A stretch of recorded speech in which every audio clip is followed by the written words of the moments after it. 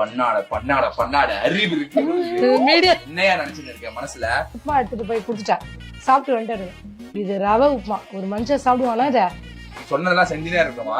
செஞ்சுனா எகத்தாளமா இருக்கு அவனுக்கு. நானும் மனுஷி தானே மனசுக்குள்ள. யோ, இத போட்டதே பெரிய விஷயம். நானு என்னது இப்ப அப்பா வந்து தெரிஞ்சிச்சு. இன்னும் எங்க அம்மா அடுத்து செய்யல. அறிவு இருக்காடி வள்ளி உனக்கு?